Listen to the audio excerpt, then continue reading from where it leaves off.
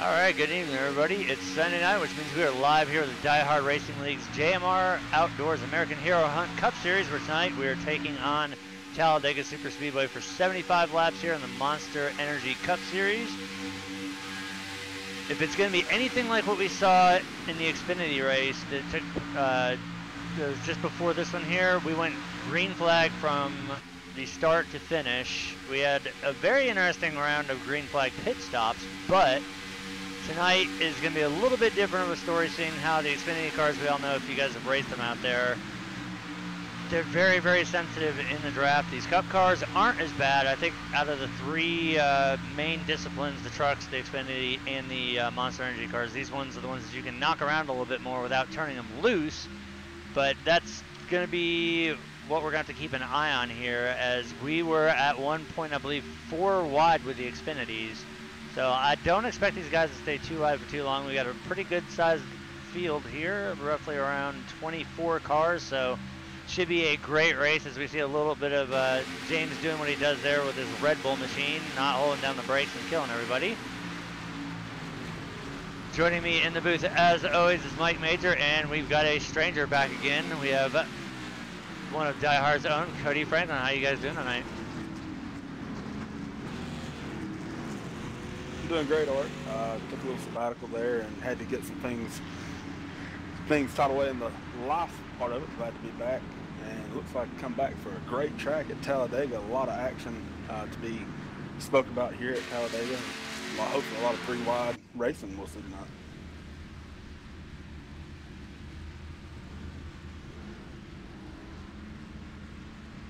As we look, we're right around a minute away, and looking at the fast lap, that is going to go to the 11 of Jeremy Evans with a 48.798. Now, once again, with these guys running a fixed setup, that's a pretty respectable draft time right there. As I wouldn't know, because I haven't done any of the fixed races this week, seeing how all 3 series have been at Talladega. I've done mainly just all opens, but judging from what I've known from the open set Xfinity race and then running the fixed setup, it was so weird having a really light front end. As we see now, the checkered has come out here in practice. That's going to bring us into our 10-minute qualifier here. As always, we do have the U.S. Army Marching Band on standby for the national anthem, and as the drivers make their way out here onto the track, they've got 2 laps to lay down a fast time, 3 including their outlap, as we see, wasting no time, the 77 of Seth Schultz, the 75 of Robert Barris.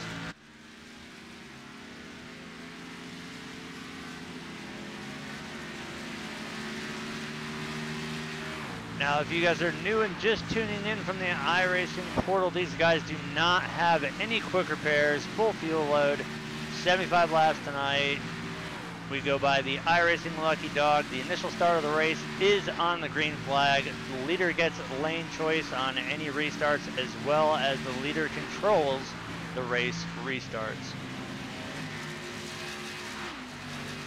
As we take a look there at the 96 of Josh Gallagher as he makes his way out of turn 2.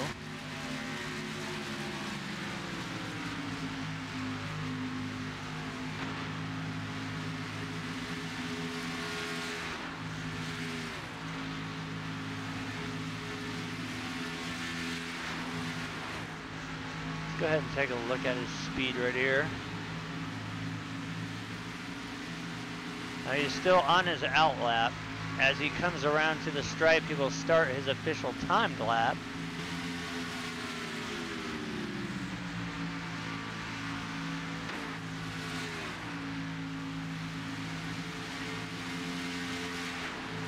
Now he is officially on the clock, so let's ride on board with him as he makes his first attempt here.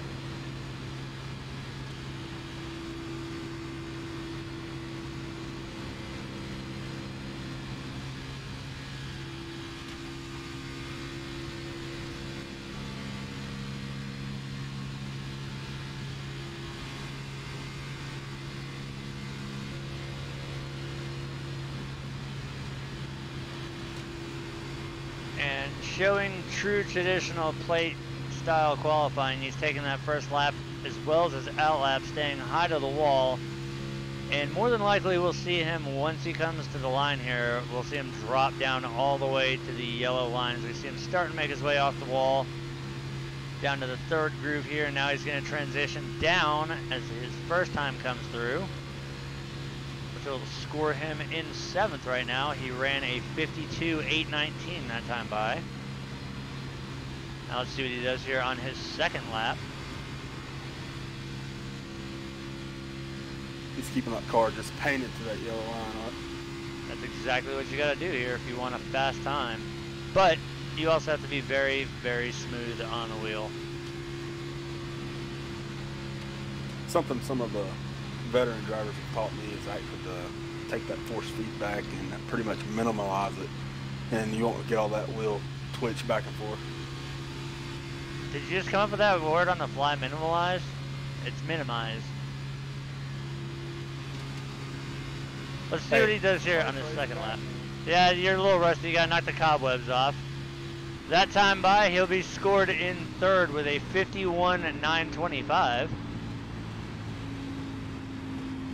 So good qualifying attempt there by the 96 of Josh Gallagher.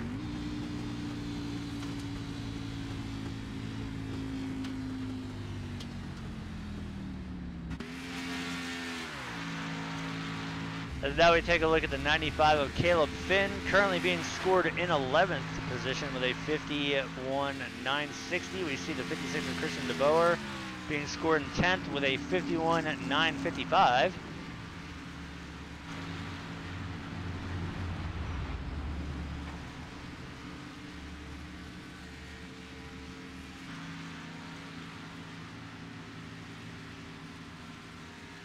Now once again, these drivers do have 10 minutes to get their qualifying times in. As we take a look at our current pole sitter, the 21 of Jason DeVries. As we see the 10 of Todd Cray making his way out on track, right now being scored in 8th position. The 68 of James Brown making his way out as well. Currently he's being scored in 20th. And while these guys are doing their thing right here, and since we have such a long qualifying session, we are going to go ahead and bring out the U.S. Army Marching Band. We didn't get a chance to last night. We kind of ran out of time during the Hope for Cause 230 with the Cyber Racing Association. So I want to make sure that we have plenty of time here tonight to get the national anthem in. So everybody please rise, remove your hats as we bring you tonight's national anthem.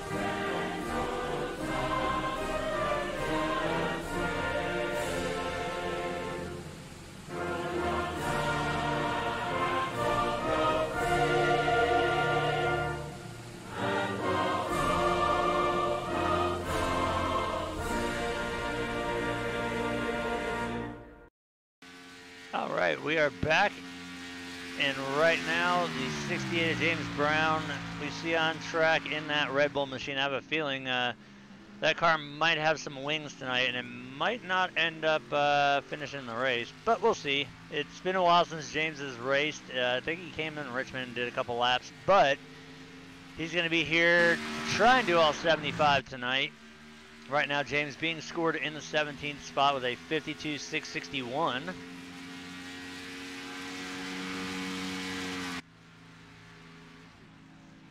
as we see the 77 of Seth Schultz. He's already laid down his qualifying laps. Right now he is going to be scored in the 12th spot with a 51.954. As we can see, there's moderate usage on the track. There's a considerable amount of rubber built up there. About half a lane up from the bottom groove and about a half a lane down from the middle groove. So we're definitely going to be seeing that outside line, trying to do something here. As last night, it was leapfrog. It almost looked like we were doing a pro Mazda race when Cyber took to Talladega in the open trucks, as the outside line definitely was the dominant line, as we saw so many drivers go from the back all the way up to the front. Some of them even did it by themselves. I know the 66 of Bobby Tinch did it. We saw the 4 of Justin Levine doing it. We saw several drivers doing it, but it was very, very interesting to watch that race. They went 75 out of the 90 laps clean. And then in late stage 3, they had the big one coming out of turn 3 and ended up with a green-white checker finish, which that was actually a pretty good battle too there. It was between the 8 of Dana Osborne, the 4 of Justin Levine, and the 00 of Dwayne Cooper, who's also the league owner for Cyber. But as we hopefully are ticking down the seconds here, we'll get these guys out on the grid, and that'll lead us into tonight's starting lineup for the race.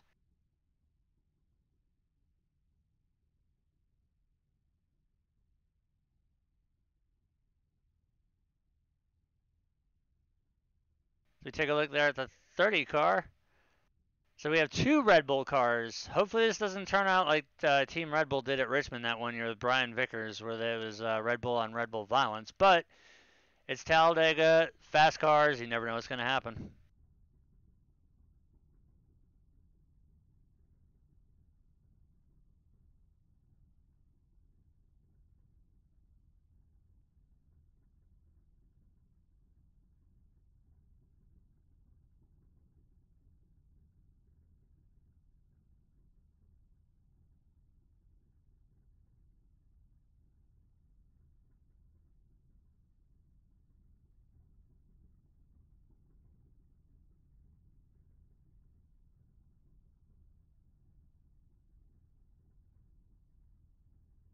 All right, so we got roughly about 20 seconds left here in qualifying. As soon as the timer runs out, we'll see the session advance, and once again, we'll throw up tonight's starting lineup. But we already know who the pole sitter is going to be. It'll be the 21 of Jason DeVries.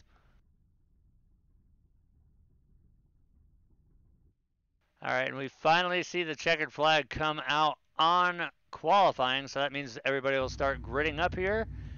And that is going to lead us into tonight's starting lineup. On the pole, we have the 21 of Jason DeVries with a 51.882. Starting to his outside will be the 75 of Robert Barris with a 51.913. Rolling off from the 3rd spot will be the 96 of Josh Gallagher with a 51.925. The 11 of Jeremy Evans will roll off 4th with a 51.931. Eric Mickey in the 99 will roll off 5th with a 51.934. The 87 of Sean Bradley will start from the 6th spot with a 51.937. The 6 of Rodney Kramer will start tonight in 7th with a 51.939. The 10 of Todd Cray 8th with a 51.941. Aaron Gearing in the 83 will roll off 9th. Good to see Aaron back with a 51.945. Elliott Butler in the 16 will round out the top 10 with a 51.951. Reese Spence Robb in the 27 rolls off 11th with a 51.953. The 77 of Seth Schultz will start from 12th with a 51.954. So 1/1000th of a second between 11th and 12th there. The 56 of Christian DeBoer will roll off from 13th. James Brown in the 68 will start from the 14th position. The 95 of Caleb Finn will start 15th. The 44 of Aaron Corey to his outside in 16th. 17th goes to the 28 of Adam Nowinski. The 18th position will go to the 23 of Corey Brown. Now, Mike made a little snafu here and joined accidentally as a driver. So starting in 19th will be the 76 of Josh Jones. Rusty Farrell in the 25 will start 20th. The 20 of Brian Den will start 21st.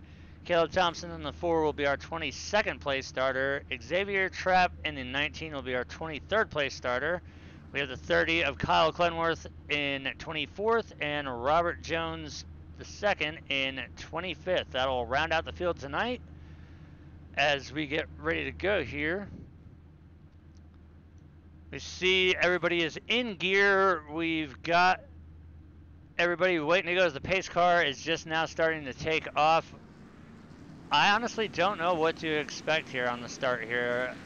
I know the Xfinity race, we wasted no time going 3 wide and even 4 wide, so it's definitely going to be a, I know with these cars having a lot more power, we might see a little bit more of a conservative start here, as we do not run any stages. It's all one race from the drop of the green to the checker, so are they going to play it safe, or are we going to see some early 3 wide action? All right, I honestly couldn't tell you. I don't know if Mike made a snafu there or made a very good decision by being up in the booth with us today. I know he joined as a driver. I think he thought about racing this, and luckily we've got him up here and helping us locate some of this madness that we're going to see. These drivers are good. I don't know if they'll go 3 wide right off the rip, but I do believe that we will see plenty of 3 wide racing throughout the race. Well, the one thing that you did miss while you were gone is Mike actually coined a term, and it's insanity. Whenever we see anything that's just absolutely crazy, like 3 wide, 4 wide, or just utter chaos, it's a simple one-word answer: insanity. Hopefully we don't see any of that tonight, as we've got a lot of fast guys here in the field, a lot of guys on direct drive wheels, a lot of guys that have a lot of experience here, and I see a lot of them sitting up inside the top 10. So as the pace car is making its way through turn 4 here, Brett Bodine's going to make his way down pit road in the Mustang. Last night he was occupied in the rough, and he was not very happy about that, but he's back in his natural habitat tonight. So once again, we'd like to welcome everybody who's joining us live from the iRacing portal. We are about to take the green flag here with the Diehard Racing League's JMR Outdoors American Hero Hunt Cup Series. Be 75 laps, as the 21 of Jason DeVries is going to lead us into the initial start here. And as always, we're going to use the crank it up camera, so rip the knob off your speakers and get ready, because we're going to crank it up.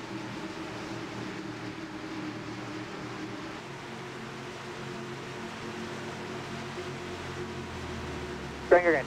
Green flag is out. We are underway.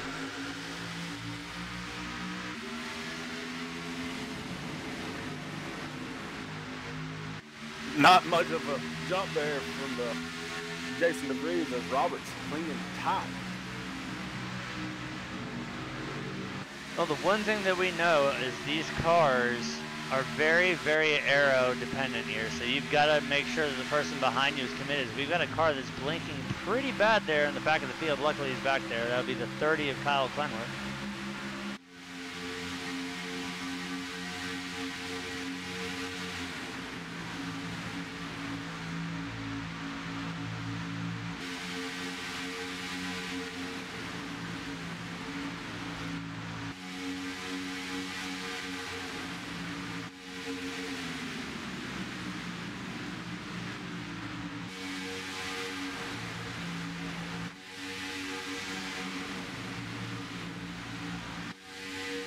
And as they rip across the line to complete the first lap, the 21 of Jason DeVries is going to maintain the race lead there. We get a good look here at the RPM bars of these cars here. The one thing that I absolutely love, and I know I say it every week, is I love going on board with these cars and watching that we actually have the functional tach. We don't have the oil temperature, the water, or any of that, but at least we can get a good grip on when they're letting out of the throttle and what RPM range we're running in, as we are currently riding on board with the 27 of Reese Spence Robb. As you can see, the 77 of Seth Schultz directly in front of him, as now he's going to move up to the upper lane there behind the 16 of Elliott Butler. See the 83 of Aaron Gearing now in front of the 27.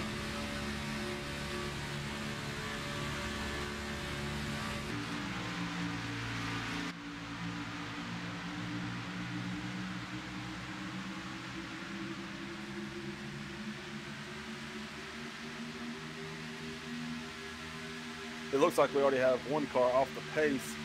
The 19 of Xavier Trapp has lost the draft. I don't know if he got a bad restart or what's going on with him. As we can see, he's falling back pretty quick here, and that, if the longer they stay green here, the more that is going to hurt the 19. Meanwhile, as we look back up towards the front, we can see not really a lot is changing around up here. These guys are playing a little bit conservative, which is actually a good thing here.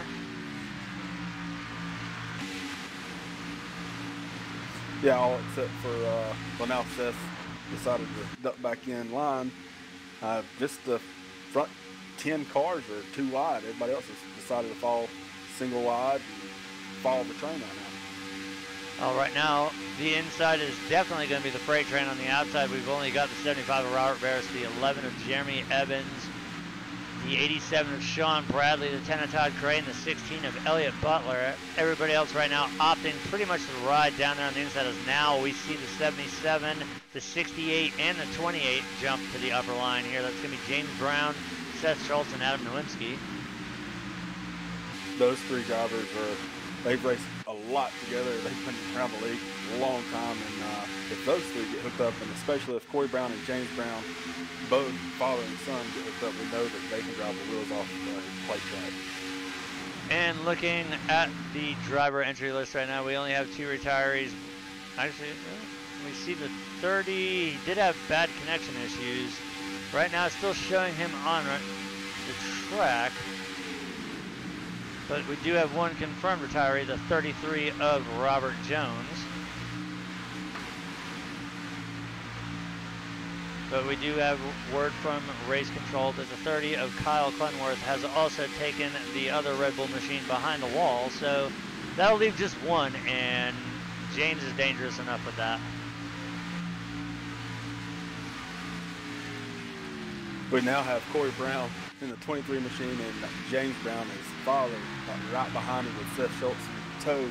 I look for these 3 to get march up to the front and see if they pick up Rodney Kramer in the 6. Right now we see the run on the backstretch that the 75 of Robert Barris got with the help from the 11 of Jeremy Evans. He's able to clear the 21 of Jason DeVries as they go into turn 3 here. So the lead will now get swapped over to the 75 as they make their way through 3 and 4. That'll now bring it down to 2 cars on the outside line as we see the 10 of Todd Cray. He's going to duck it in. We're 3 wide coming off of turn 4 towards the back of the pack there. Yeah, that was Rodney Kramer and letting Corey Brown and James and Seth go by. I think I believe Rodney's going to the back, as we've seen him do many times at plates. And we can confirm that the 6 of Rodney Kramer is going to go to the back of the field, and it looks like we may have spoke a little bit too soon. The 30 has decided to come back out. Hopefully he's got his connection issues worked out and he can hang on for the rest of the races. Now we see as they're going down the back stretch, the 96 of Josh Gallagher trying to help the 21 of Jason DeVries as they go into turn 3 here. We also see the 11 of Jeremy Evans there with just a slight tap to the rear end of the 96. They're going to be side by side here as they come around turns 3 and 4. See if they can get a run going here through the tri-oval. Had a little bobble out of the 44, Aaron Corey, and almost took up that second group of outside drivers.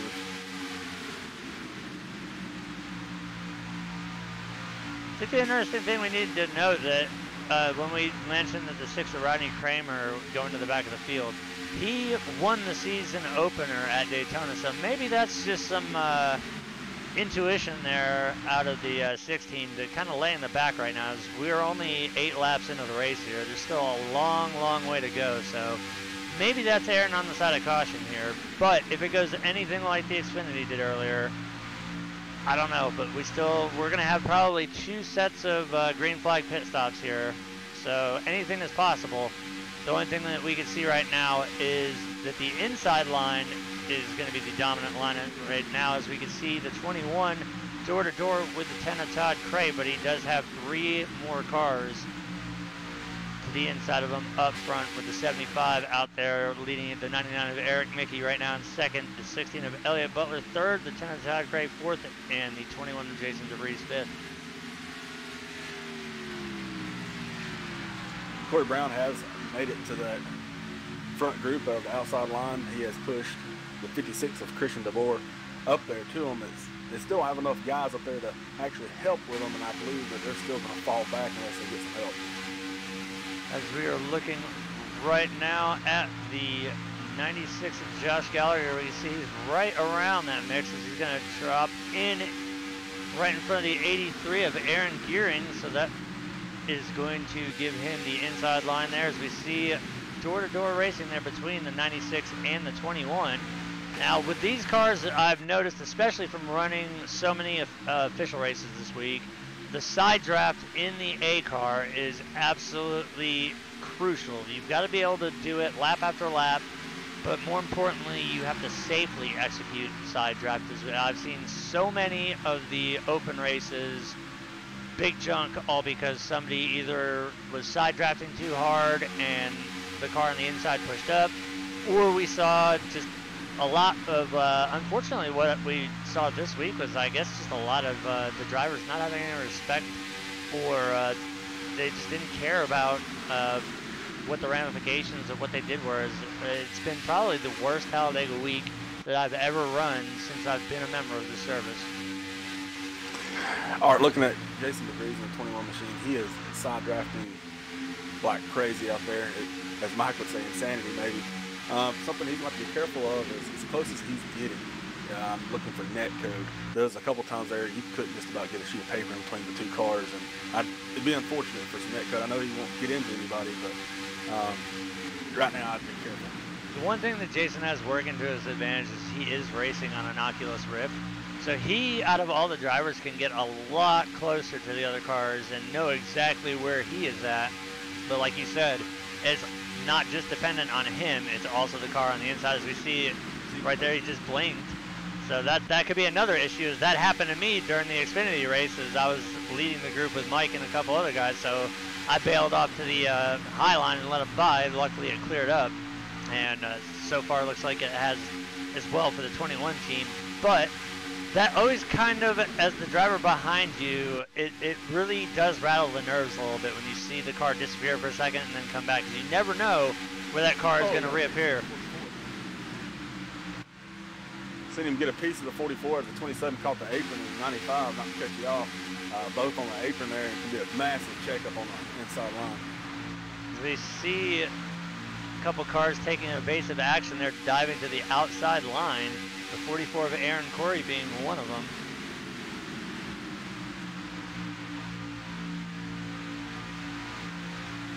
Now, as we complete lap 12, right now looking at the laps here, the 75 of Robert Barris has led 9 of them. Jason DeVries in the 21 has led the other 3.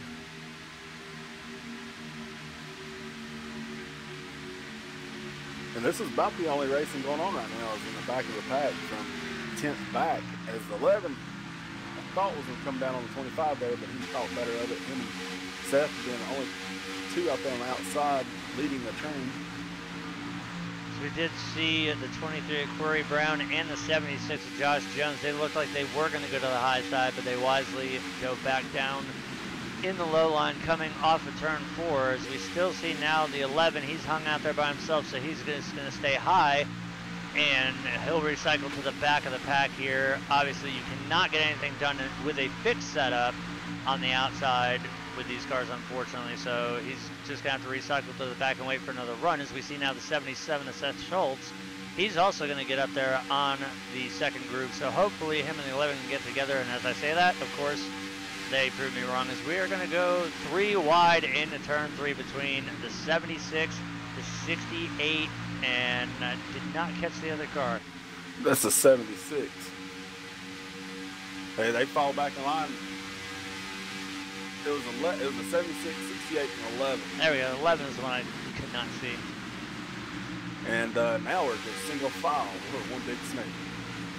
Well, hopefully it's a snake that is sleeping, because we all know what happens when these cars start rattlesnaking. That's when bumpers don't line up anymore, and we see a little bit of bumps gone bad.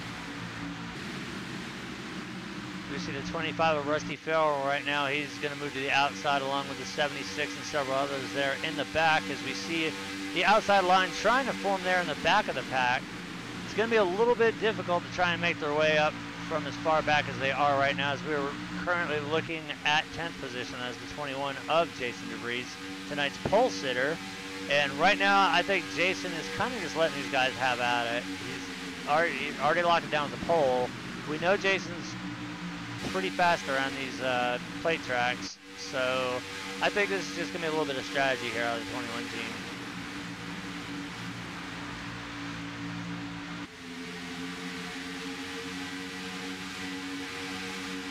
Right now, all we have is the 76 and 11 on the outside, and they are falling back. They should fall into line behind the 6 of Rodney Kramer. He was behind them pushing, and they had some momentum while he was up there, but that has faded away now.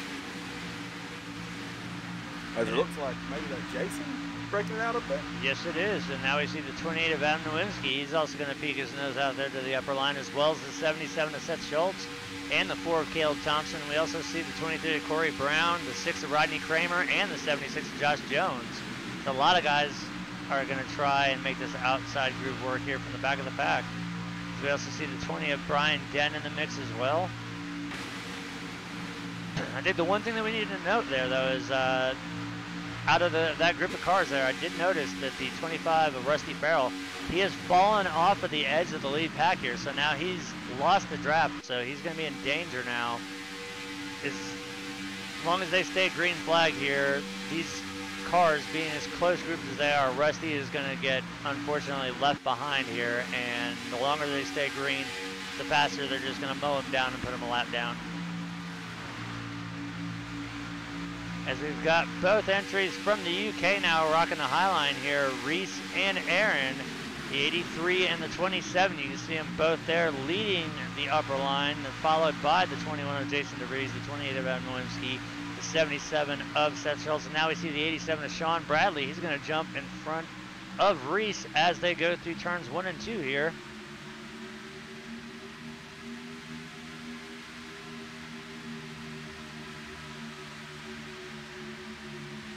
It looks like the 27 and 21 are looking to make it 3 wide. The 21 backs out of it and checks up. Now we see the 83 running that third groove. Are they going? Yep, they're going to go 3 wide. I thought for a second there we were going to see a pocket open to let the 83 in. But right here is probably about the safest place to go 3 wide, seeing how you've got basically about 5 lanes from the bottom of the track all the way up to the wall. So as we look at the battle now for the lead, the 16 of Elliott Butler is trying to press the advantage here on the outside. He's got a good pusher in the 10 of Todd Cray right behind him. We know Todd can really get behind the car and push. As now we're definitely starting to see a lot of the rattlesnaking happening on both of the lines here. Especially there as we watch them come off of turn 2 onto the backstretch. A lot of right to left side slide on those cars.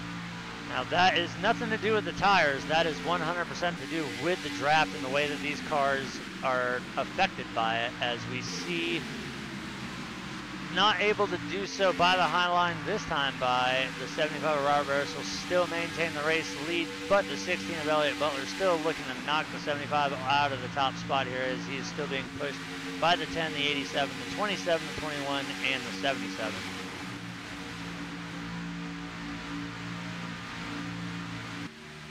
As we can see right there in the picture, I don't know if you guys caught it there, they're going to be approaching lap traffic. The first one that will be the victim will be the 30 of Kyle Clenworth. Now, he did have connection issues at the beginning of the race.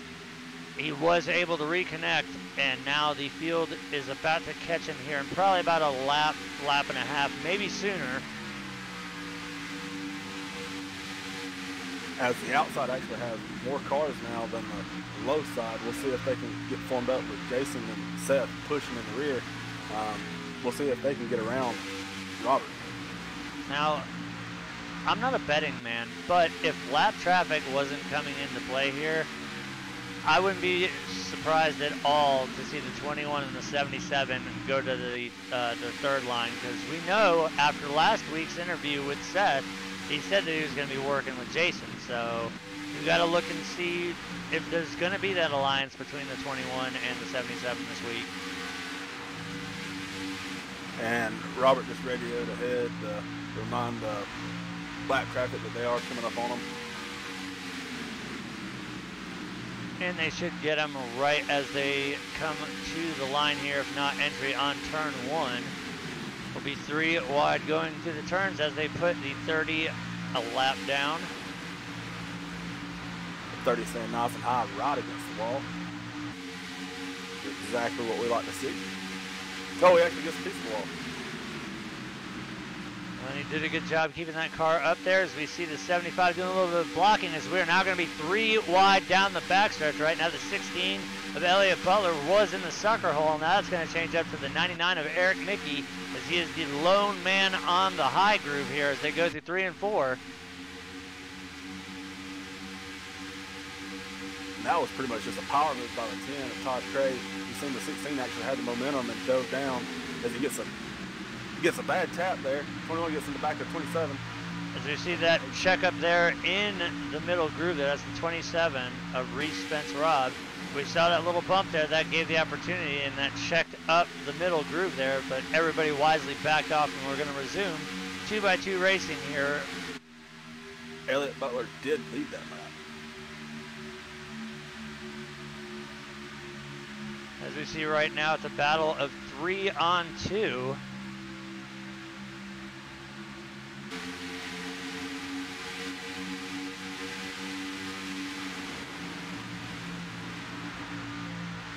So we see the 10 of Todd Cray. He's going to make a move to the inside, as well as the 96 of Josh Gallagher. He's trying everything he can do to try and get around that 75 of Robert Barris. We saw him go high and we saw him go low. That's the 23 of Corey Brown and the 27 of Reese Spence Robb. They're both able to keep it down below the racing surface, and good job by both drivers saving the cars. That is going to keep us green flag here, but unfortunately that is going to hurt both the, well, it's going to hurt the 23 more than the 27, so we can see some damage there. It looked like that was a victim of the 75 putting a block on the 96, and it just checked him up so much that it caused an accordion effect, and unfortunately the 23 been a victim of that. That's something that we saw a lot during the Xfinity race. We knew that if all it took was one driver to check up, or if, like we saw last night with Cyber, where the 81 of Mark Jorgensen Jr. was going up and stalling out the high line, all it took was one driver to make one action, and it affects the rest of the entire field. As we saw a prime example there. A simple checkup there by the leader caused the domino effect to go all the way back there with the 27 and the 23, but luckily the 27 has been able to fall back into the main pack. The 23 Corey Brown now has fallen off of the lead pack, and he will be sitting and riding those lonely laps by himself for a little while. And word from the tower is we have another retiree out of the race. The 25 of Rusty Farrell has taken that machine behind the wall. They are done. They're going to load it up and return next week when we get a Dover International Speedway.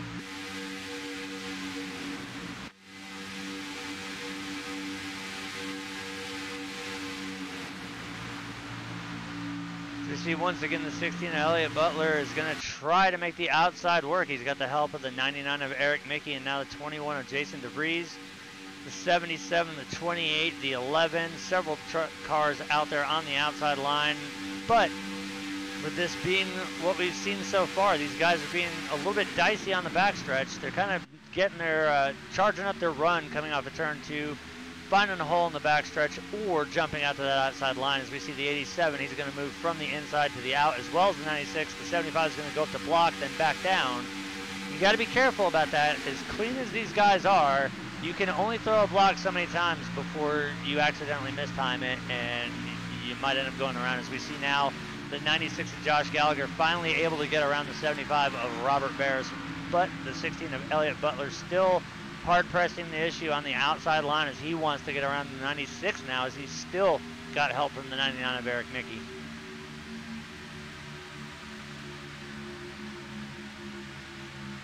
Yeah, the leaders are putting on a show for us tonight, Art. Basically, we just got this front group here, and the guys in the back, they're kind of spread out. I don't think they want to be up there right now. We got Rodney and Caleb. They push up there, then they pull over to the side and kind of let them fall back to the back. They just want to make sure that they're still in touch with that lead pack, but they don't want to be up there in case something happens. Well, the one thing I've noticed that has not changed is you still see the 77 behind the 21.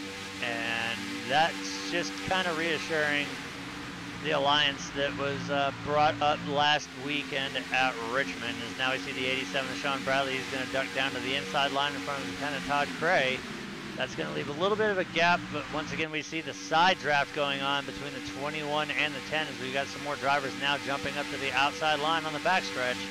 That'll be the 68, the 28, and the 4. That's James, Adam, and Caleb, and they work well together, and they've kind of fallen in place there, moving up to the front. But like I said a while ago, I've watched them a couple times. They get up there, and then they just kind of pull over and go to the back. So we've got a battle for the lead once again. The 75 of Robert Barris, he stuck his nose out in front of the 16 of Elliott Butler, and now he's going to recycle back in front of the 96 of Josh Gallagher. So once again, the position up front changing back to the 75 of Barris as they come out of turn 2. Which that's going to bring us to a brief summary right now. We've got 28 laps out of the 75 scheduled. We have 5 lead changes and hopefully not jinxing anything here. 0 cautions right now for 0 laps. Robert's showing us a little bit of aggression tonight with the blocking and the quick move in front of the 16, and I'm liking it. Well, now knowing what I'm seeing here, these drivers are easily going to be able to make it on a one-stop strategy here. So the question that's going to be brought up is, are we going to see any tires being taken, or is this just going to be a straight fuel only and maybe a windshield tear off? I don't think there'll be any tires unless it's just 2, and that's because of how long it takes to fill up and get 2 in. But like we've seen in the past with Seth, when we could take 3, that can be disastrous. Well, that one was also aided by the 68 of James Brown. Me, Mike, and Seth had to run there, and James came up and blocked it, and unfortunately, because Seth did take 3 tires, the one tire that he did not want to grip, gripped, and unfortunately it was just a domino effect with me, Mike, and Seth. But that one was just more than tires. But I know in the Xfinity race we didn't take tires. We had a few drivers that missed their pit stalls, overshot their stalls. A few drivers busted for speeding on pit road. So, and unfortunately it was ones I was working with. So we had to sit there and wait for the penalties to clear. And hopefully we don't see any of that tonight here. And we see what we saw earlier, and that being green from flag to flag here. Speaking of the 68 and Seth, they have tagged up together, and they brought Adam and Caleb with them. A lot of strong cars on the outside. We also see in the mix there the 76 of Josh Jones laying back there on the outside line. At the line, though, it'll be the 16 of Elliott Butler leading that lap.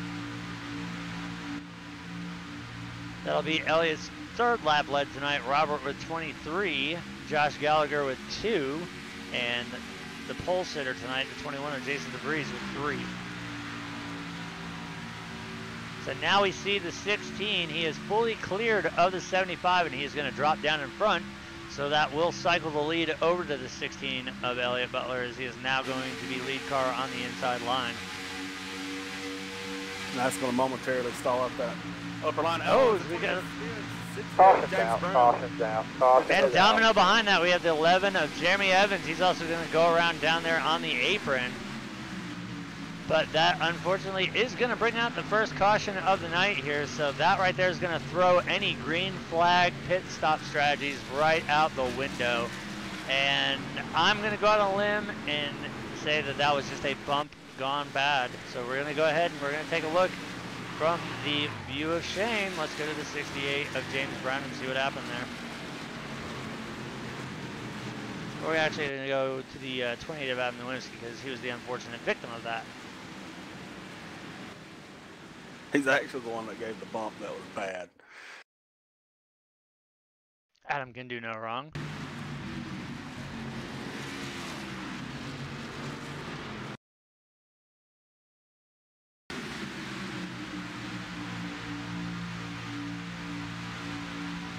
All right, keep your eyes peeled on that number 28 Tide machine here.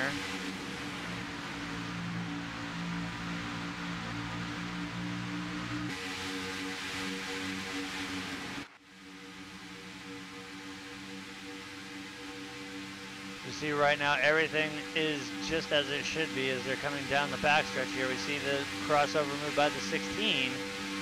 Now this is where things are going to get interesting. This is where you would figure Chevy nose and a Chevy rear end would line up, but you can see Adam right there breathing the car a little bit too low on James, and that enough right there. You see the 68 go around and also the 11.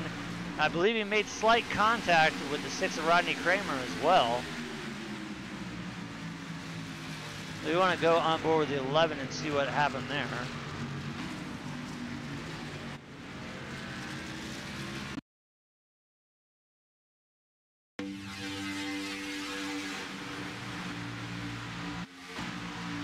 So we can see the 11 car right here behind the 28 and the 68. You're going to see right there's the spin. We see the 11 just locking it down. He had a little bit of help there from the 4 of Caleb Thompson, but he was able to lock that car down, and we see there in the background the 68 of James Brown was also able to keep that car off the wall.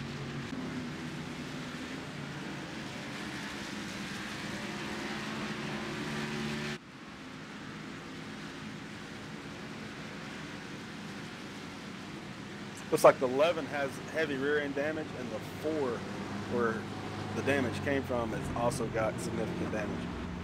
As we take a look out front right now at our live shot here, the 6 of Rodney Kramer leading it.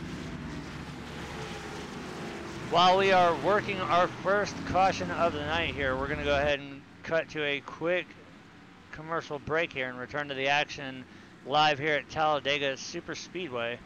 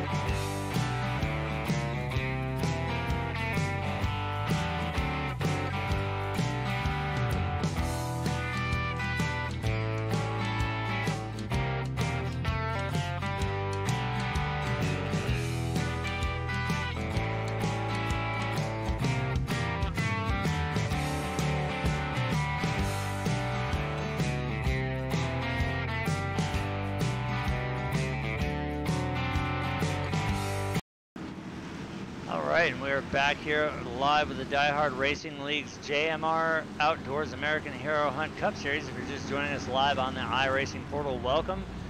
We are working our first caution of the night here. We have 41 laps remaining out of the 75 scheduled tonight.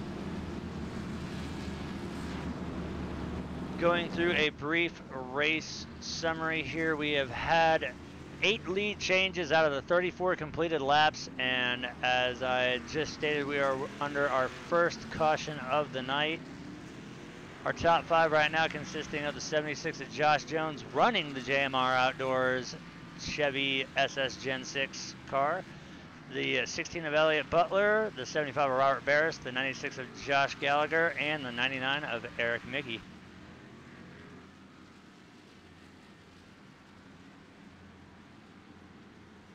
And word from the tower, the 23 of Corey Brown has taken that machine behind the wall, so we are down to 21 drivers in the field.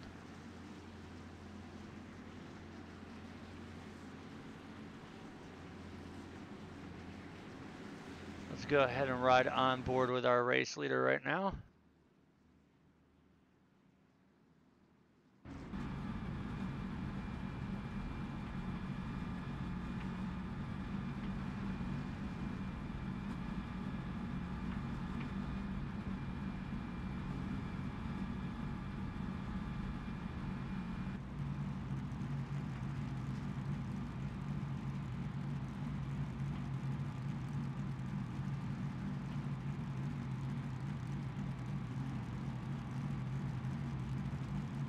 As we ride on the rear TV panel of the 76 machine, you can see there the 16 of Elliott Butler, the 75 of Robert Barris, and now we're going to see the 76 making his way down pit road, I do believe, because he does have to come down for services. He has not made a stop. We're also going to see the 75 of Robert Barris go down with him, and there's a pit fake.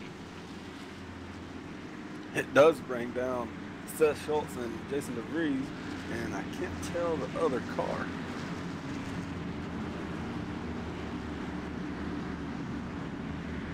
Looks like the 99, 24, and 48 will also be coming out. So a lot of guys here making the strategy here to top off their tanks with Sunoco race fuel. It may not seem like much, but you're still burning fuel even if you're running at low RPM in fourth gear or even clutching.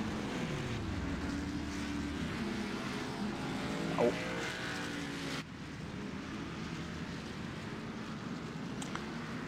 That was a long pit stop for the 7768 machines. It looked like Seth took tires there. We know what that means. So we're riding on board with our race leader, the 16 of Elliott Butler. You can see every time that RPM bar drops, that is the indication that he is pushing the clutch pedal in and conserving fuel here. As you can see, the RPMs drop down to 1200, then back up to 3600, which is right in the range for fourth gear. As these guys get ready, they're going to double the field back up here. Now we're going to see a lot of cars on the inside line and not so many on the outside, as a lot of them opted to come down just before 1 to green. So a quick run through here of the top 10. It'll be the 16 of Elliott Butler, the 75 of Robert Barris, the 87 of Sean Bradley, the 96 of Josh Gallagher, the 95 of Caleb Finn, the 10 of Todd Cray, the 56 of Christian DeBoer, the 27 of Reese Spence Robb, the 11 of Jeremy Evans, and rounding out the top 10 is going to be the 99 of Eric Mickey. So once again, as these guys get ready to restart the race, this is going to fall under the 16 as he has control of the field here on this restart. Get ready for another Fox crank it up restart. So rip the knobs off. We're going to go a couple laps live and loud, so get ready for it as we look to see the pace car make its way back down pit road. These guys are finally starting to get into position for the restart. As we can see, only 4 cars on the outside, the rest all on the inside from coming down with that 1 to green pit. But the 16 will lead us into the restart zone, and he will get us back underway with 39 laps to go here at Talladega Super Speedway. Come on. Green flag is out. We are back underway. 16 got a monster jump there, and it's going to allow the 75 Robert Barris to jump down to the bottom group with him.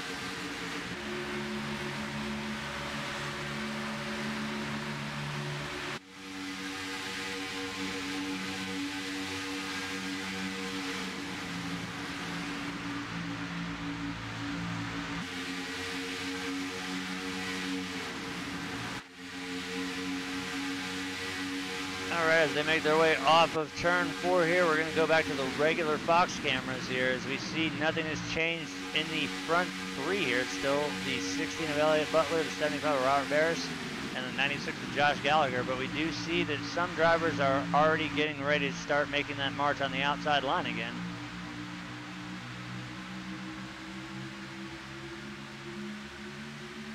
There's 5 of the 21 drivers in the field right now utilizing the outside line. But as the laps start to click off here, I think we're going to start seeing a lot more moves being made as the laps are going to dwindle down. And we still do have a fair amount of racing left. There's going to be 36 to go when they cross the stripe this time. That may not sound like a lot, but when you're running 2.66 miles every lap, that's still a lot of mileage and a lot of laps left, and it's not really the time to make the final move yet, because you never know what these late race runs are going to bring. We don't know if we're going to see just that one isolated incident that brought out our only caution so far, or if we're going to see the old metaphor come back to life where cautions breed cautions. We do have Red Bull on Red Bull action art with James Brown, and I think that's Kyle. Yes, it is. He's back on the lead lap, and they are up there. We got 3 wide action. See a little bit Brian Dent in the wall right there in the 20 machine. That's now going to be 3 wide between the 95 of Caleb Finn, the 87 of Sean Bradley, and the 11 of Jeremy Evans. And it's going to be 3 wide, 2 deep, as now we see the 10 of Todd Gray go all the way up to the top line. It gets pinched in, 4 wide at the line here. They're able to back it off and go back to 3 there. Wise move by the drivers. 4 wide into the corner does not really sit so well. Todd just kind of got trapped when he tried to move back down there, and he was in the middle of nowhere. He had nowhere to go, and luckily for the 11 let him in, and I believe, I can't tell you that front driver, maybe the 87 let him in. Jason Reese comes up behind Seth. All I can tell you is that could have gone a heck of a lot worse than it did right there. That was a great job by all the drivers. The pucker factor was extremely high. But no, that right there would have scared the crap out of me. That, seeing 4 wide and knowing how these cars react in the draft, that would have been enough for me to back off, and that's exactly what we saw right there. So we could see how that has affected the 10 of Todd Gray, as he was up there towards the front. Now he is recycled towards the back of the lead pack. As well, also the 11 of Jeremy Evans, as he was part of that 4 wide.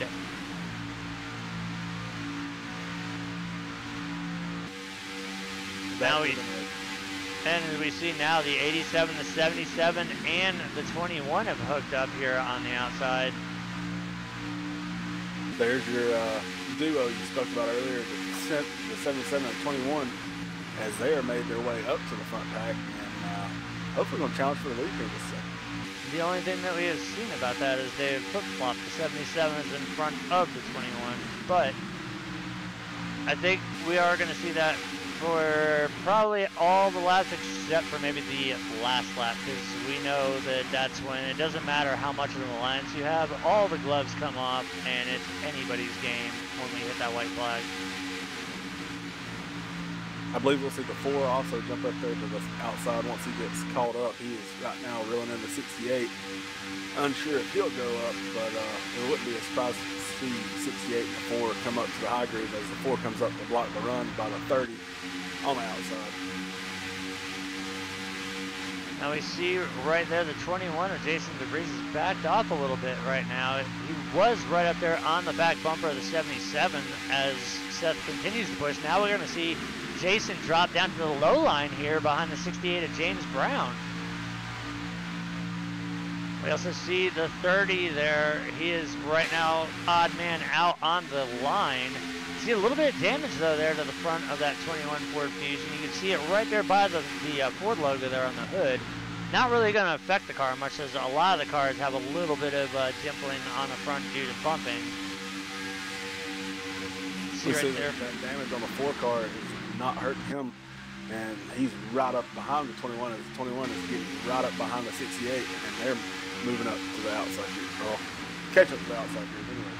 Same to be said with the 56 of Christian DeBoer. You can see a pretty decent hood pop there on that Nationwide Chevy, but it's not affecting the car whatsoever, as he is still tucked in behind the 95 of Caleb Finn.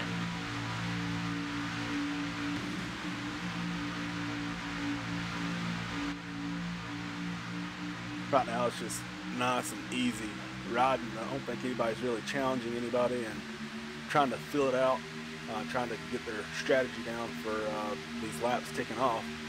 And it'll be 30 laps to go when the leader crosses the line this time by, so still over 60 miles to go here. That's a lot of distance, a lot of fuel, and for the majority of these drivers, they did not take tires, which you don't really need to, but the longer the run goes, the more we're going to see the cars start to sway off the corners due to the wear on the right sides. And you always have to be wary about that little pothole that is in the middle of the tri-oval there on the low line. That can really upset the car when you're running on old tires. The 68 looked like you want to go the outside with Jason and Caleb, but Caleb kind of fell back, and now the 68 and 21 go up to the high line.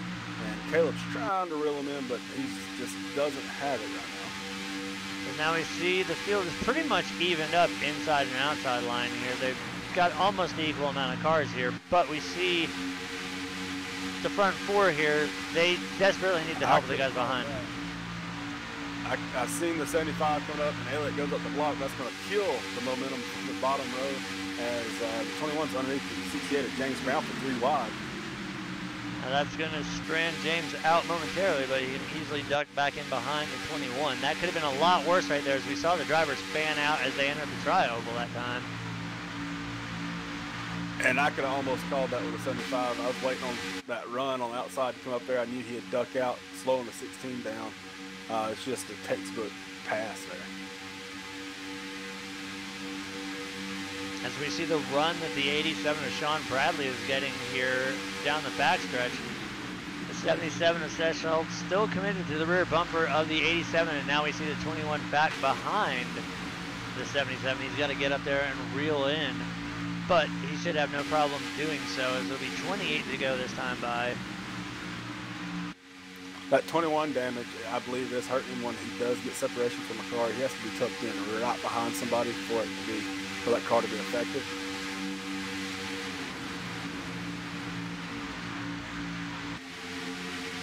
I think the one thing that we're noticing here, and the reason why these cars are shifting around so much, is even though we said it doesn't really hurt them that much, the guys that do have a little bit of nose damage, when they start getting air passing over that damage, that's where we're starting to see him falling off a little bit. So like the 56, he's still able to hang on though because he's got strong help, but a lot of the other drivers like the 4, several other cars that have hood pops, maybe a little bit of a kink fender or whatever, maybe a bent splitter in the front, you're going to start seeing that slowing the cars down as it creates drag on the front end of it. Therefore, you're going to see him start falling a little bit off pace and shuffling towards the back of the field.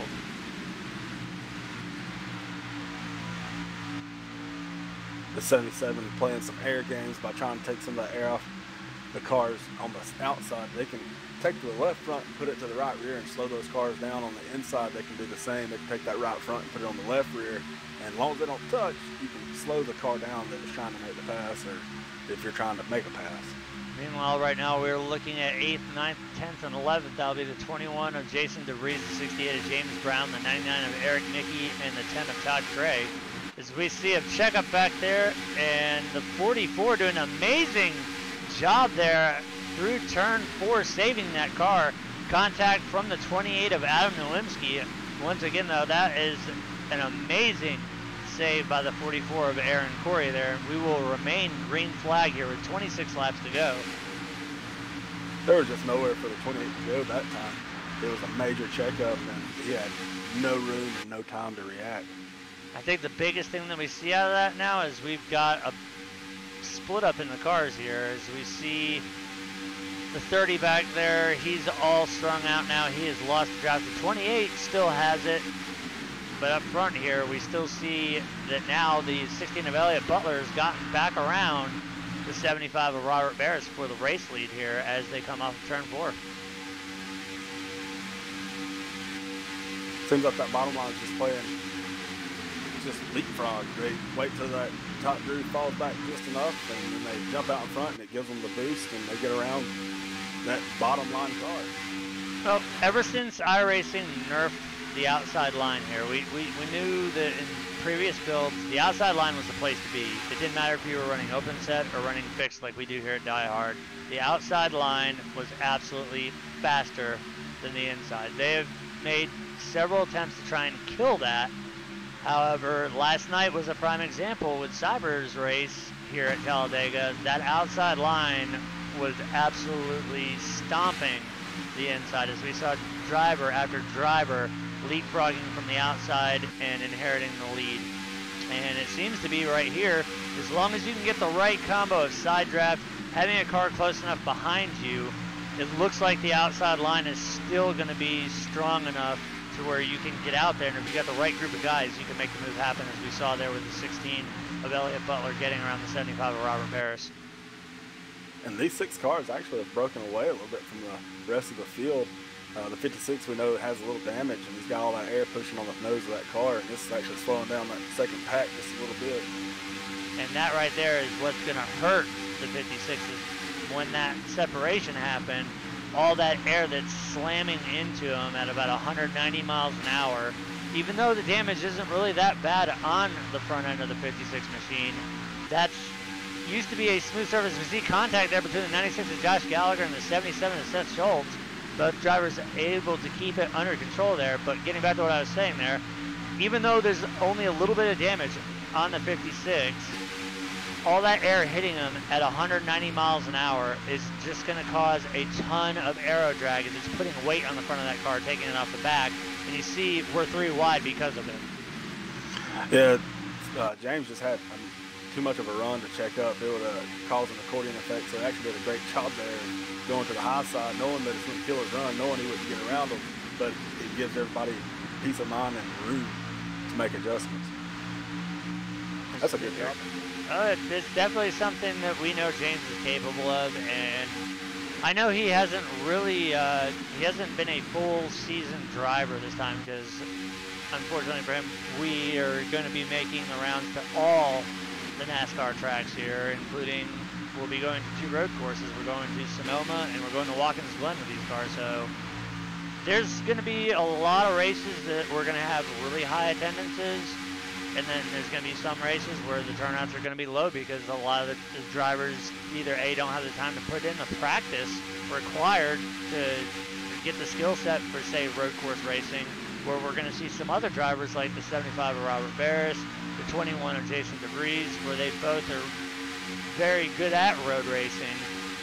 And you're going to see a lot of drivers shine, as we've also seen in the past out of the 10 of Todd Cray, where when it seems like anytime we're on a mile or shorter track, that 10 is a very, very dominant car. Starting to see some of these cars packed together as we go 20 to go here.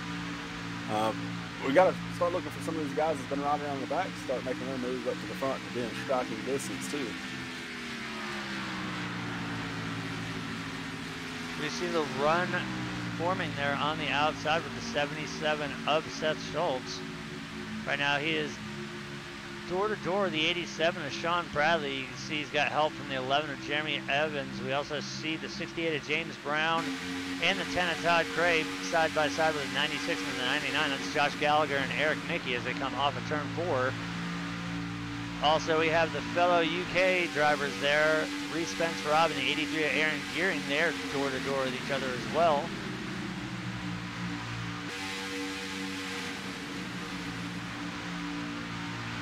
Now we're going to see the 83 drop in, and now Seth is going to take it 3 wide. Seth just pulled up. I believe he's wanting to go to the back. I don't know if he's got some issues or if he's got a feeling about something coming. As we see, contact between the 21 of Jason DeVries and the 11, and that's also going to, we got the 76 of Josh Jones upside down on the backstretch. No caution as of yet. And I do not believe that is going to bring out a caution, but we definitely have to go for an onboard replay with the 76 of Josh Jones with that one, as he by far caught the worst end of the deal on that one. I don't know what happened with Jason. It was almost like his wheel disconnected because he went sharp right and then, just drove straight up into the other car.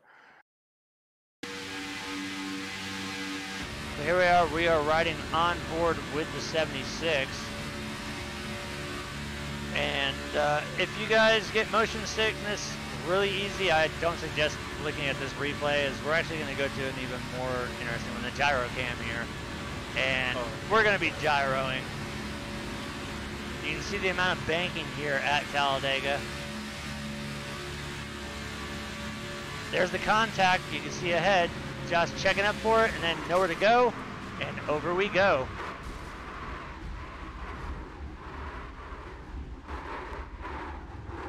Oh, the 68's off into the grass. The one wild ride there by the 76 there, Josh Jones. Meanwhile, while we were watching that, the 68 of James Brown decided he wanted to go mow some grass with that Red Bull machine. Actually, Jason decided he should go mow some grass and pretty much shoved him down there. He was tied on him trying to get that run and just turned him, he hooked him. And as we see right there, Jason putting the bumper to the back of the 99.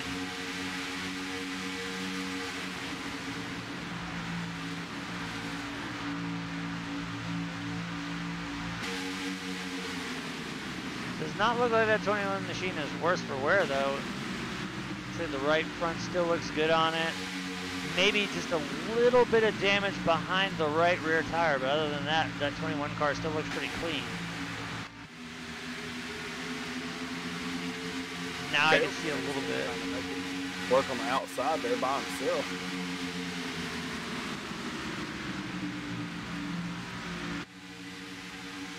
As we can see back there, that is the 44 of Aaron Corey.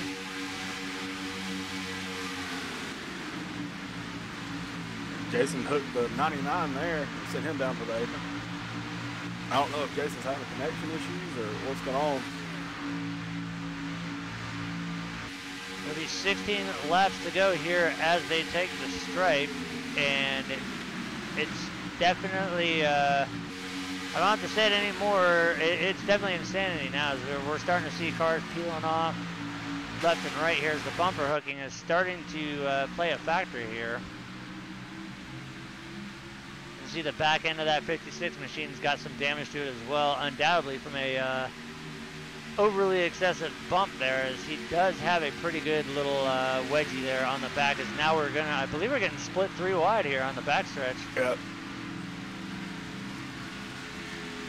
That was the 96 that pulled up in front of Jason thinking he would get some help from him, but Jason said nope and dove to the inside of him. Oh, and almost contact there between the 4 of Caleb Thompson and the 96 of Josh Gallagher, as Josh is gonna be able to drop in behind the 4. Almost thought we were going to see the 27 there of Reese make his way through, but he's got some damage to the back of that Lowe's 27 machine as well, though. Now, things are definitely heating up here at Talladega in the closing laps, as it'll be 14 laps to go next time by. The 95 has not left the back bumper of the 87, and they are doing all they can do to stay in touch with the leaders. They got a pretty good run up to leaders, and they'll check up. And you gotta wonder, when you're behind a car that long, as we see there though, the 95 is down there breathing the car, how long can you stay heavily committed to the car in front of you before you start worrying about temperatures?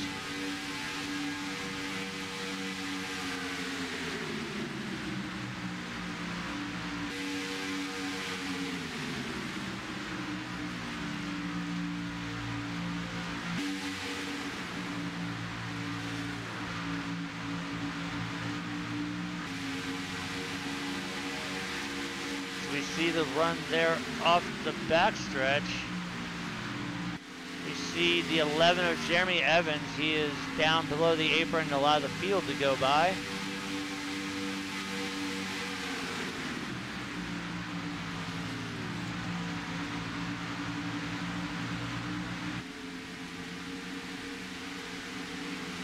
Now we see the 16 of Elliott Butler. He is going to go to the outside and see if he can hook up a run there with the 21 and the 4.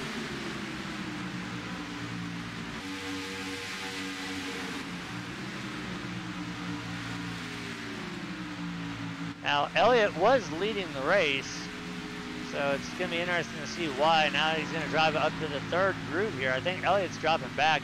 he might be short on fuel. Maybe he didn't take enough there during his pit stop when we were working that one caution that we've had so far.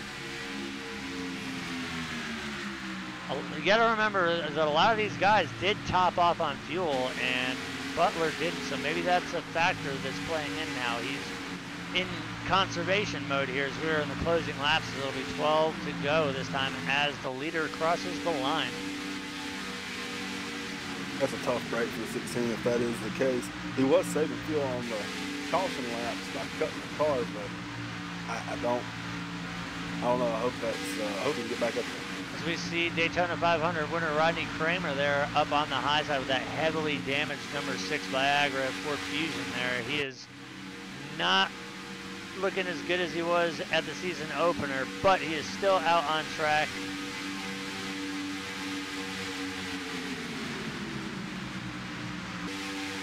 And it appears that fuel mileage is going to be an issue here, as we've just heard race communications. The current race leader is about a half a lap short of fuel right now, so with the 75 out there punching that hole, he is the one burning the most fuel because he is the one creating the draft here. He's punching a hole in the air. Everybody behind him is benefiting and is able to back off the throttle, run 3/4, sometimes even half, and save fuel. So this is something we're going to have to monitor here. That is also why the 16 backed off. We've got a confirmation of that as well. The 16 of Elliott Butler and the 75 of Robert Barris, both short on fuel, as we will be 10 laps to go when they cross the line. Well, this is going to get interesting really quick, Art. This is what almost started looking like going to be who's going to be able to survive it is now going to turn into who is going to be able to make it long enough on fuel. And if that's the case with Robert and the 16, the other guys that's just behind those, I don't believe they topped off as well, so they've been riding there on purpose. Hopefully they have saved enough. Well, as we saw on that last restart, there was only 4 cars on the outside line. Normally on a restart we double them all up, but the majority of the field did come down just before 1 to green to top off on fuel, so that's why we saw only 4 cars up there on the outside groove. So there's a lot of drivers that are still in the good as far as fuel goes, but there's a few drivers that we're going to have to keep our eyes on and monitor the situation and see if and when they run out of fuel.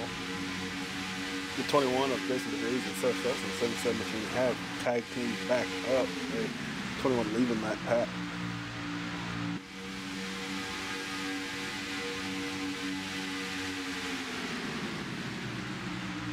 So now we are down into single digits here. It'll be 9 laps to go here as the 75 of Robert Barris, who was a couple laps ago a half a lap short on fuel. It's going to be interesting to see how this plays out, if he can make it to the end or not. As we've got a wreck on the backstretch. Caution is out, caution is out. The 4 of Caleb Thompson and the 27 of Reese Spence Robb there.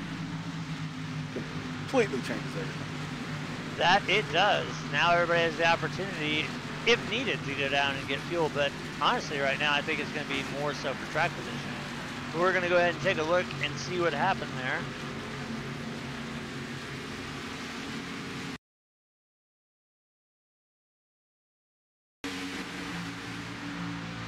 We're going to watch the 27 of Reese Spence Robb and the 4 of Caleb Thompson here.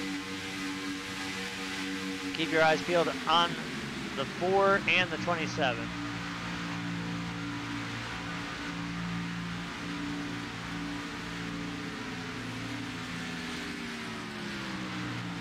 See, as they are door to door here going through 1 and 2, the contact is going to be here on the backstretch.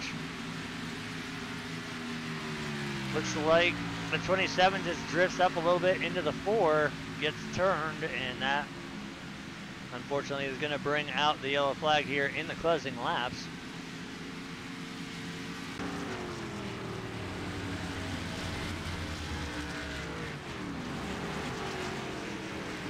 So we can see the 4 machine, not really that damaged though. The 27, we're going to have to take a look and see what the extent of that is on that machine. we can see the back TV panel is missing off of that 27. We know it was dented in before, but now it's actually completely gone. You can see the extensive left rear damage, as you can see pretty much 3/4 of that Goodyear Eagle there.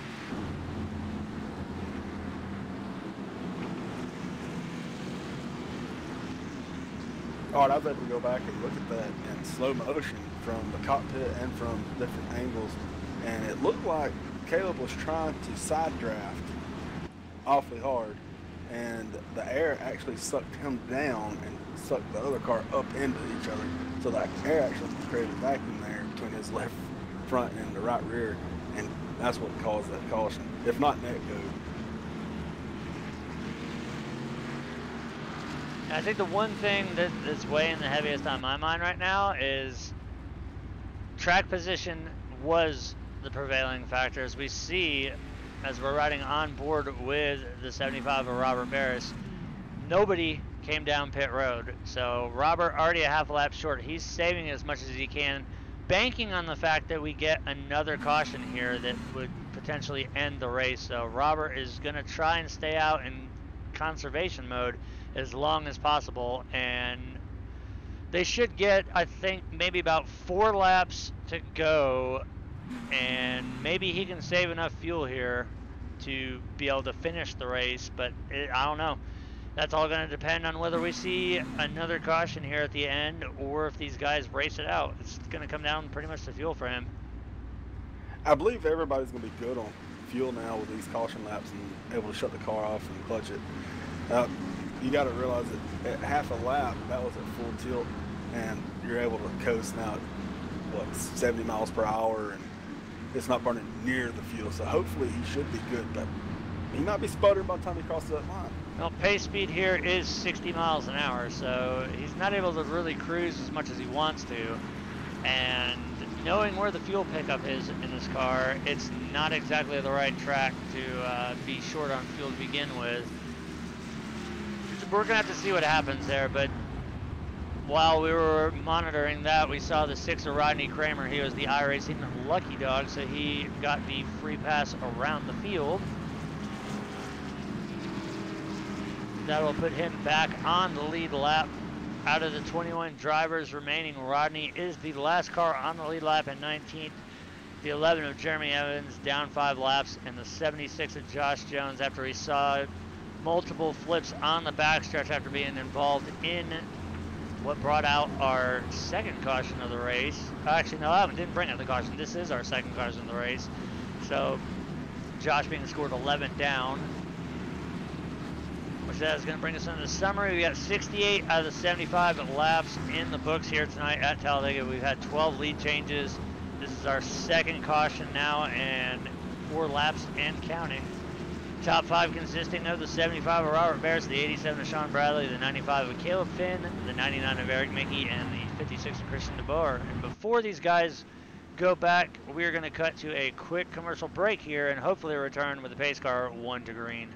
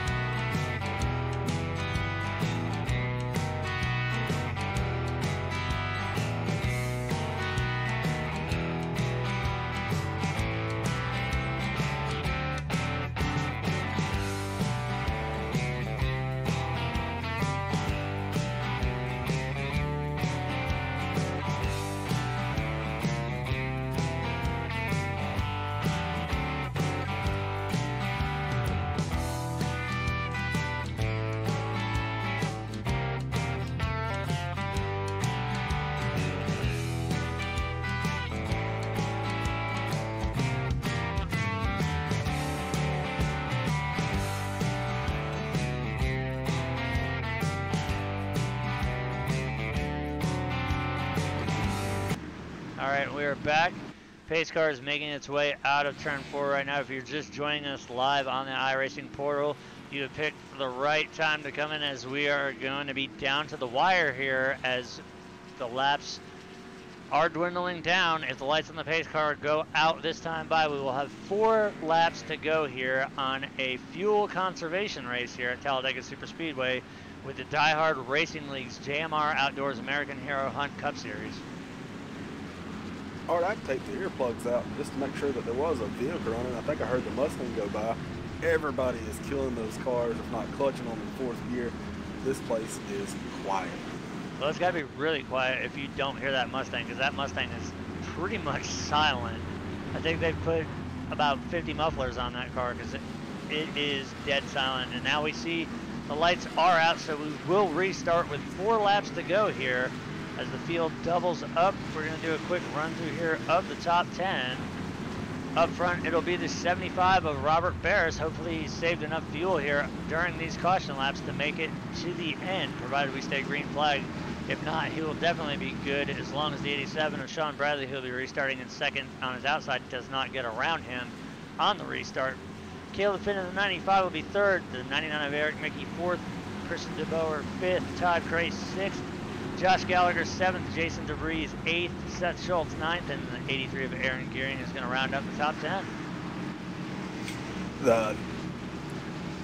The 95 and 87, Sean Bradley and Caleb Finn, they've been strong cars all day. Somebody want to point out the 99, Eric, he's been in the back this whole time, and he is just now trying to really make an appearance up here. I'd keep my eyes on him.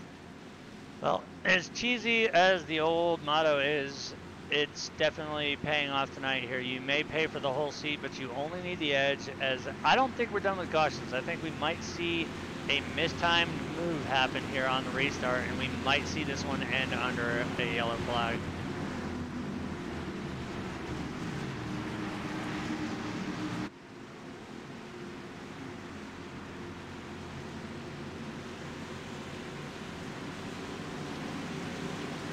As the iRacing pace car makes its way into turn 4, we'll be dropping down on pit road, and we will be getting the final 4 laps underway here. Can the drivers do it under green, or are we going to see the pace car lead the field to the finish of the race here tonight?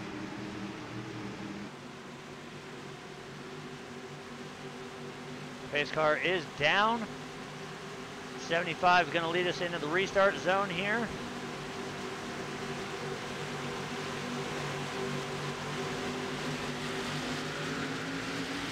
Oh, the 95 spun his tires there. Caused a big... No pressure directly in your mirror. No pressure directly in your mirror at all. Robert launched up there with an 87.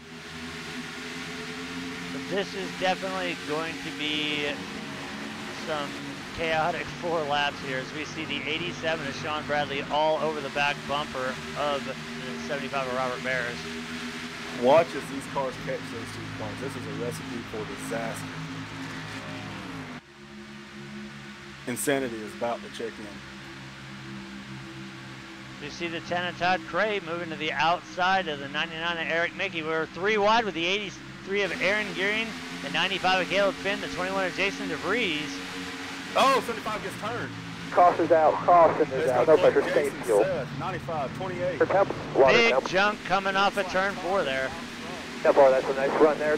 How is your car? You like it? And this race is in fact going to end under caution here, as the 75 of Robert Barris got turned. And judging by the way this looks here, the 87 of Sean Bradley is going to collect the race win here. Let's go back and let's see what happened to Robert there.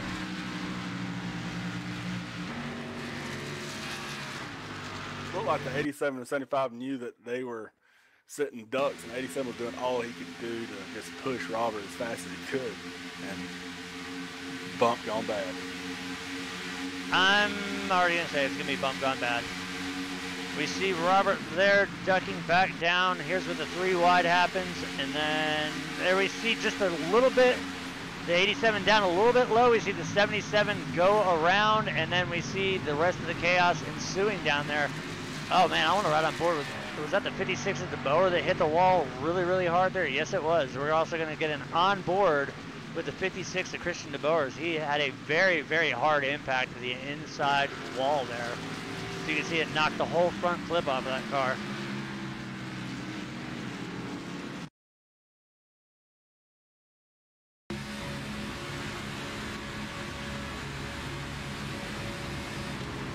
As we're looking right here from the 16 of Elliott Butler, he collects some damage there. I wanted to see that as well too. You see the 21 of Jason DeVries with some damage, but we're going to back it up a little bit further. And see as we switch the cameras around here.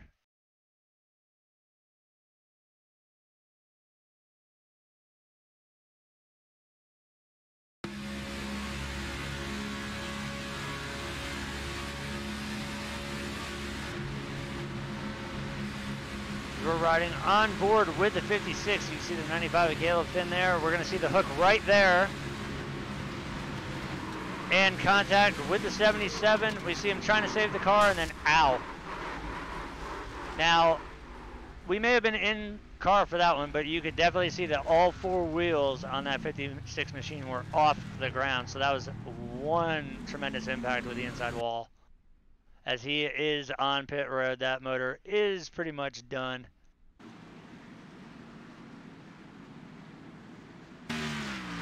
So as we look at the field here, it's going to be the 87 of Sean Bradley bringing home the win, the 10 of Todd Gray second, and the 99 of Eric Mickey third.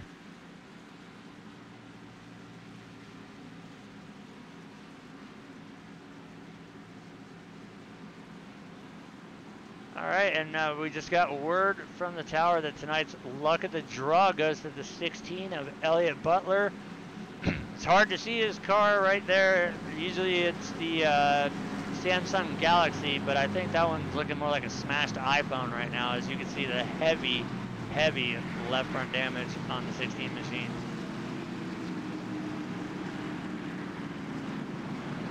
So these guys are going to be taking the white flag this time around. I knew it was going to happen. Didn't think it was going to be a bump gone bad. I knew we were going to see something. And we will be finishing this race under caution. Once again, your race winner will be the 87 of Sean Bradley.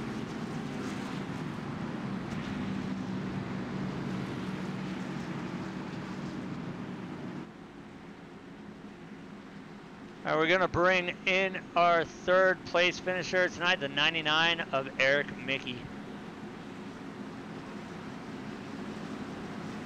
Eric Mickey, you got me? Yes, I do. How's it going?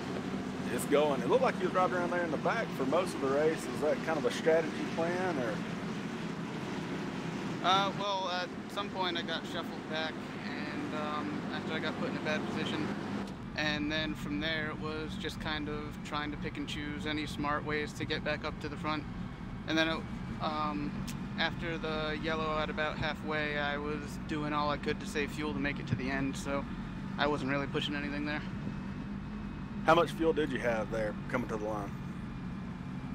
Well, with the caution we had, with about 10 to go, whatever it was, that put us, pretty much everybody, even the guys who stayed out, good to go to make it to the end. But had we gone green to the finish, I probably would have had about, I don't know, half a gallon or so to the good. Well, you probably had a really good shot of what happened up there. What is your take on what went on up there in that last caution? The end the race? Yes, sir. That was probably just pushing. I mean, you can't be touching the bumpers of the car ahead of you in the corner, especially initiate contact in the corner. They're just not stable enough to take that. I think we saw it a few times tonight. I almost got turned by the 21. Then I think another car went through the grass off the bumper of the 21. So it's just, you know, these things don't bump draft very well at all, especially when you're turning the wheel. Yeah, we actually caught that where he caught you and put you down on the apron, I believe, and you lost a few spots there. All in all, it was a decent race. It was a really good race for everybody. It was only, I think, what, 3 cautions there, and you brought it home third. Anybody you'd like to think? Yeah, it was a good race again. These guys, you know, showed that they put on a hell of a show every week. So of course I got to thank Seth and any other admins that are part of this American Hero Hunt for sponsoring the series. You guys for coming out and broadcasting, and you know, pretty much everybody out on track, because there was a lot of good hard racing, but there weren't any and bold moves, but for the most part they were successful, so I'm sure it was more entertaining to watch than a lot of these plate races can normally be. What's your take on Dover next week? I've had some good runs there, but then I've also blown tires when iRacing said that that was impossible. So I'm kind of mixed about it. I don't necessarily like running the track, but I can manage some decent runs. So I don't know. We'll have to see next Sunday night when I show up how things go.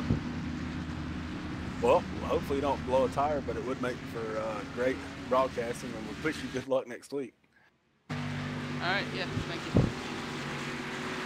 All right, that was our third place finisher, the 99 of Eric Mickey. Now we're going to bring in our second place finisher, the 10 of Todd Cray. All right, Todd, you made it through what I knew was going to be the big one, and it ended up being there off of turn 3 as we saw a bump gone bad between the 87 and the 75. You made it through clean and you brought it home second. It's got to feel great, especially knowing that Talladega is a beast of a track.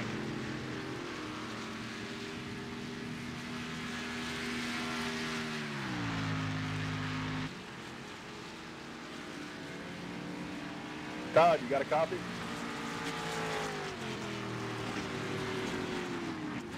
Looks like we're having technical difficulties, Art.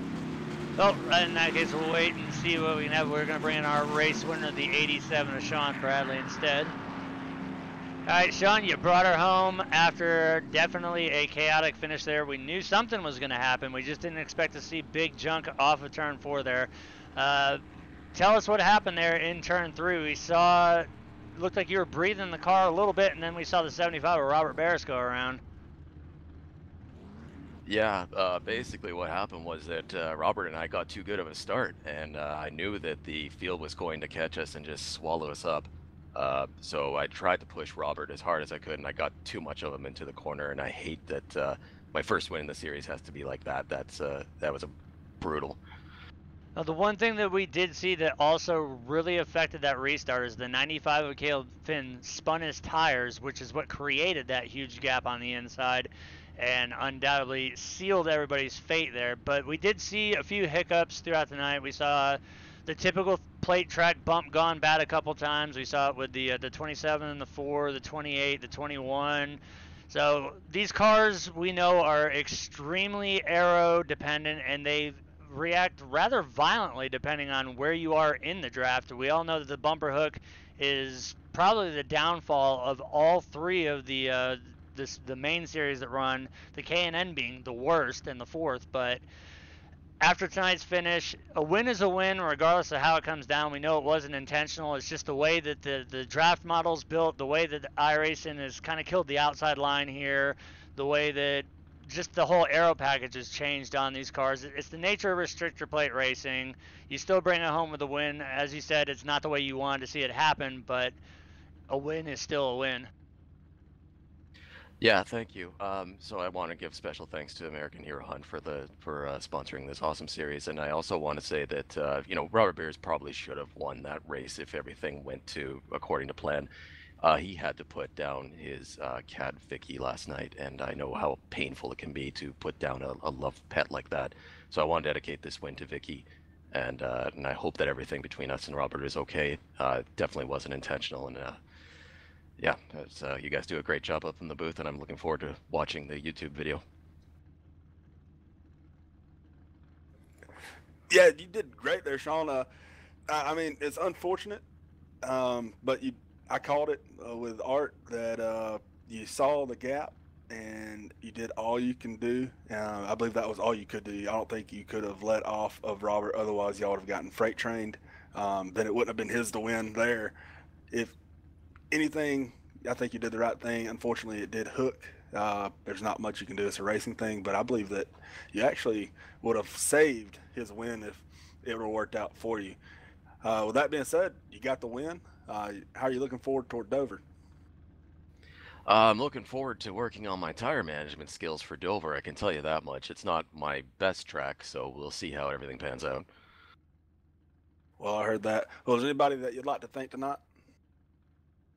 Yeah, like I said, I'd like to thank American Hero Hunt for sponsoring this awesome series, and it's just wonderful to be with racing with the same group of guys week in and week out that you can usually trust them, despite what happened today. So, thanks to everybody in this series. Well, we appreciate that.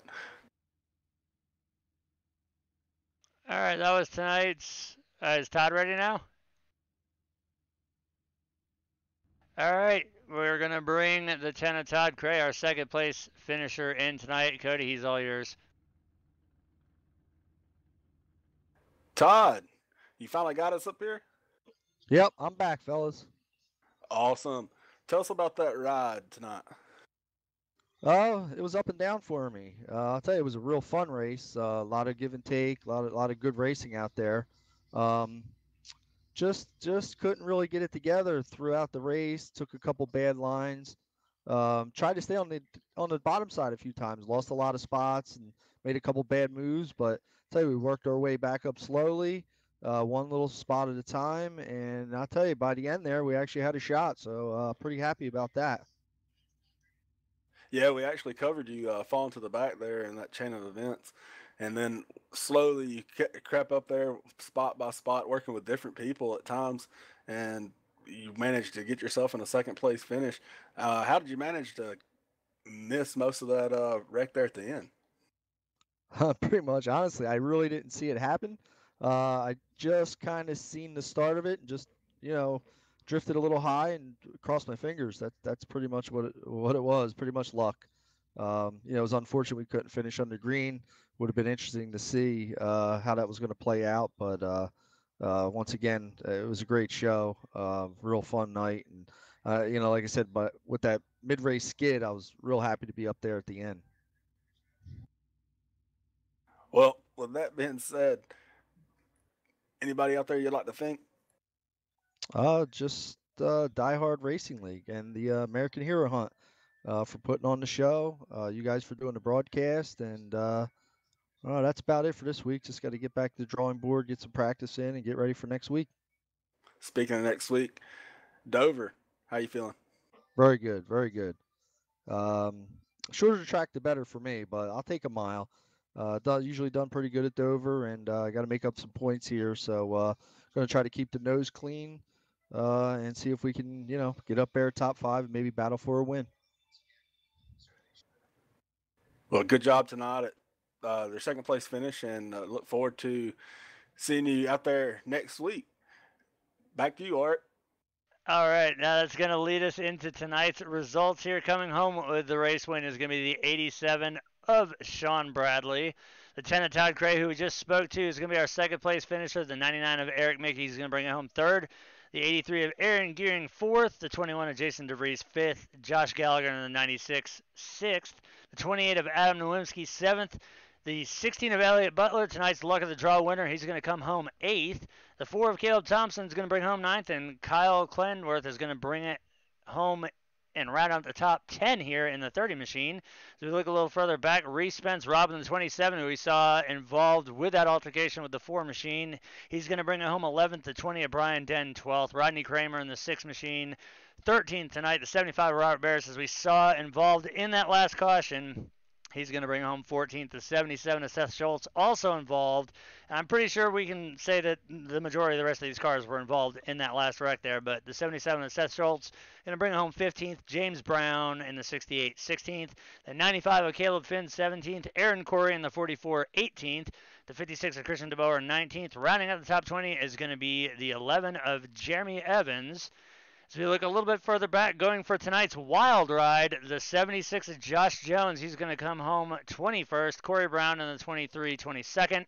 The 25 of Rusty Farrell 23rd. Xavier Trapp in the 19 24th. And that is going to do it for tonight's results. Any final words, guys, before we wrap this one up? I'm looking forward to hopefully making next week, as we know that I've had some issues getting to the races on Sunday night, but hopefully we'll be able to make it next week. I think I am scheduled to be here. Looking forward to seeing what goes on there, and looking forward to seeing maybe my first ever blowout of a tire, as Eric Mickey mentioned. Hopefully it's not him, but I haven't seen that on iRacing yet. Well, that's because it doesn't exist yet. They are going to be implementing that on a build, but that is going to do it for us here tonight. We want to thank everybody who tuned in throughout the broadcast tonight live from the iRacing portal. We are on it all season long as we continue our 34-week race season here with the Diehard Racing League. Tonight, we saw definitely what you're going to see at a plate track, and we know this all too well because every Saturday we are live with the Cyber Racing Association where they run nothing but plate tracks, where last night we saw an amazing finish there. So we'll be live with them once again Saturday night at 7:55 p.m.